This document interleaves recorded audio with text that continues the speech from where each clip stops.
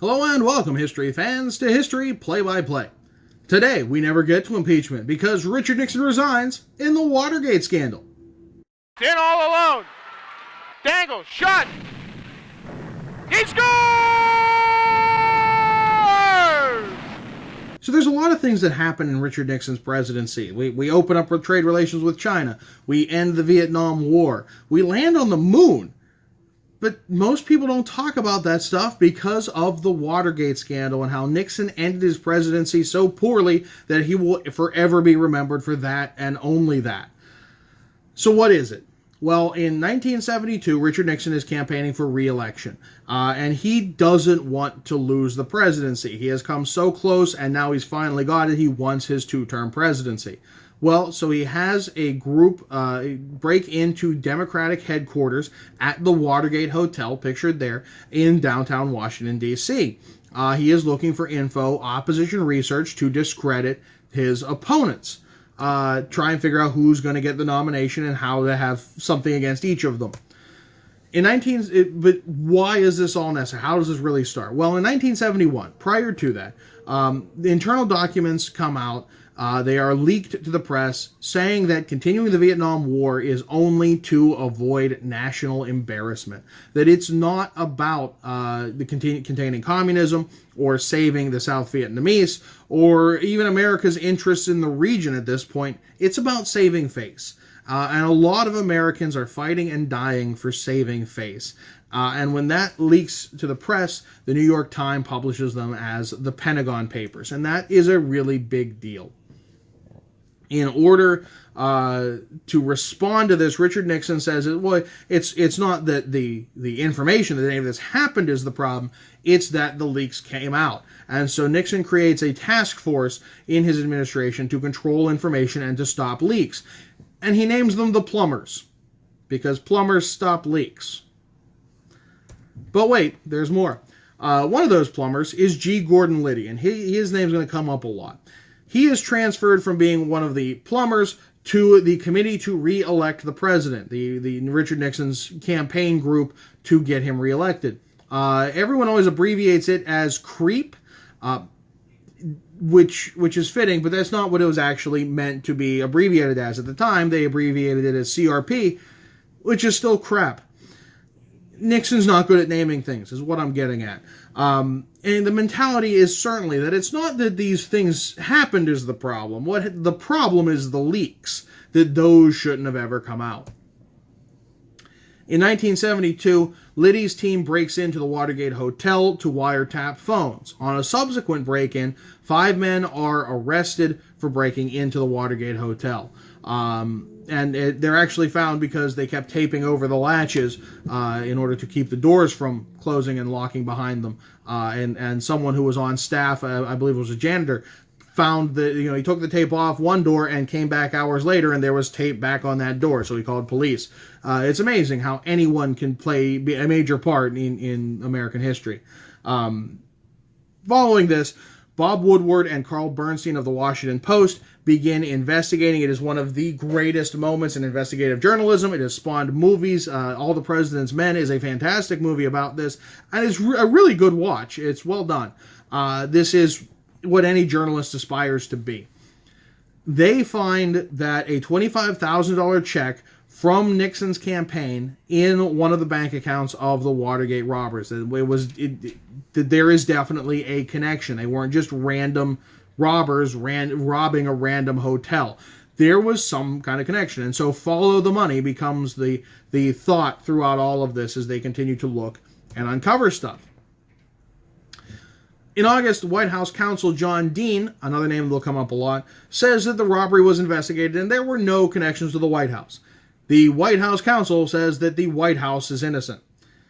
A month later, it's discovered that the Attorney General John Mitchell had a secret slush fund of cash to investigate Democrats for opposition research. Upon the discovery of this, he makes it far, far worse by beginning to threaten everyone at the Washington Post, saying that they're not allowed to publish any of this.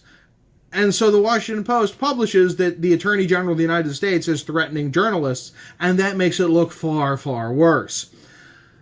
And then the actual election, and Nixon wins 49 of the 50 states. That's the electoral map on the side there. Yeah, he did well. The District of Columbia also went to McGovern.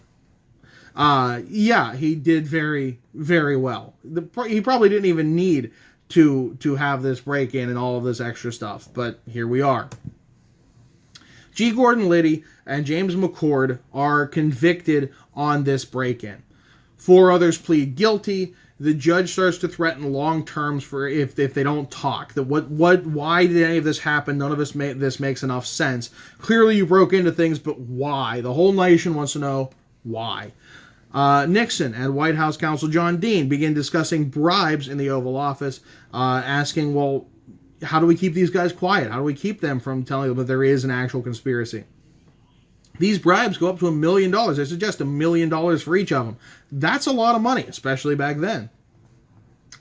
McCord will then admit that there is a conspiracy, and the whole thing starts to break open. The New York Times publishes that Creep was paying White House burglars directly. Publicly televised hearings begin from Congress. We found that Nixon has been recording conversations for his entire presidency, that all the conversations of the Oval Office are on tape. Nixon is not the first one to do it. Nixon's actually on tape saying that when John Kennedy did it, everyone loved him. So Nixon definitely feels like he's being blamed for this unjustly, but it's still creepy at best. He orders the taping system to be ended. No more is going to be recorded, but he refuses to give up tapes. And so he addresses the nation saying that too much effort has been put into this. It's just a burglary. Why are we looking at the presidency? There's too much of that. Let's all move on and govern the country. It doesn't look great.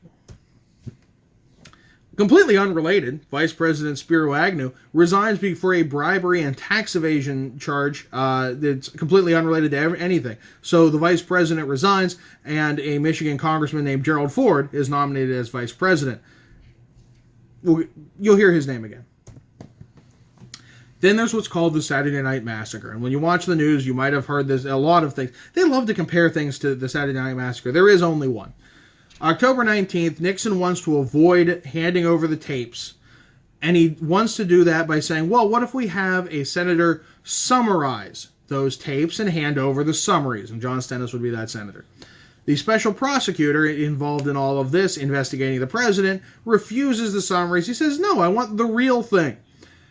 Nixon wants the special prosecutor fired, to fire the person investigating the president. The Attorney General, who their job would be, refuses to do it. He says it's wrong, and he resigns instead of firing the special prosecutor. The Deputy Attorney General is then told to fire the special prosecutor, and he too resigns instead of firing the special prosecutor. It gets down to the Solicitor General, who finally steps into the role and says, yes, I will fire the special prosecutor. This does not look good. The many people leaving because of their ethics and trying and succeeding in firing the special prosecutor. Nixon goes on to make his most famous speech, which, maybe it wouldn't have been if it wasn't for all of this. The man talked to the people on the moon. Kind of a big deal there. But this is what he becomes known for. And because copyright issues are all through my problems with speeches, of all things, you're going to get an impression that Nixon goes on and goes, well, the American people deserve to know whether or not their president's a crook. Well, I am not a crook. I've earned every dollar I've made. And it becomes what he's known for, that he's not a crook when he was a crook. November 21st. This takes a long time. People don't realize just how long this whole process took. It's revealed that in these tapes there's an 18-minute gap, and everyone speculates on what's in that gap, how the president must have had it erased in order to protect them from giving up secrets that would incriminate them. Eventually, a secretary takes the fall, says she accidentally erased it. Right. 1,200 pages of edited transcripts are released, and they're hoping that the edits are enough to keep them from being incriminated. The American people is starting to turn on Nixon, that, well, if you're so innocent, why can't you just give this stuff up? The House Judiciary begins impeachment right after that. They begin impeachment proceedings. The president has clearly done some terrible things. And so the Supreme Court rules that Nixon must turn over the tapes. It only gets worse as 3 articles of impeachment are approved: obstruction of justice, misuse of power, and contempt of Congress. Then there are transcripts of 3 conversations that are released that directly link Nixon to the cover-up. And so with that, what's considered the smoking gun of this entire case, Nixon does something that has not been done before or since. He resigns the presidency. He says he hates to be a quitter. He's not a quitter, but the country needs a full-time president and a full-time Congress. And if they're investigating all this, that they can't have that. So he resigns. Gerald Ford, with that cropped well, becomes the president. He is the only president who's never elected. I mean, he was appointed into vice president. Now he's the president because Nixon resigned. It's kind of an amusing fact. Never got elected. Still president. Gerald Ford, knowing that, okay, Nixon, if he committed crimes, he's impeached. He's been removed from the presidency. He's no longer there. But crimes are still committed, and he could still be dragged into court over it. And we could still have a long investigation into what happened. Gerald Ford then pardons Richard Nixon, saying that our long national nightmare is over. It's time to move on, that we need some healing as a country, and it's not going to come from going after Richard Nixon. He loses re-election at the end of that term. Connected? There will be some things in the aftermath. The effectiveness is minimal at best. The War Powers Act is just generally restricting the ability of the president, this time in what they can do to commit troops. It's more of a Vietnam thing, if anything else. The Freedom of Information Act, FOIA, is a huge thing. Any citizen can request access to government records. This is used for a lot of journalism. This is used for a lot of citizens just wanting to know what's going on with their government vis-a-vis their life. Ethics bills and a surveillance act prohibiting domestic wiretapping without a warrant. How much of this is really effective? It's minimal. And so we get a huge mess following huge messes like Vietnam and inflation, and it doesn't really end well. But at least he's not a crook. And that is all I got for you. That's the end of the episode. What you just saw is this teacher's interpretation of events. If you use this for a class, let me know how that went in the comments. Don't forget to like and subscribe.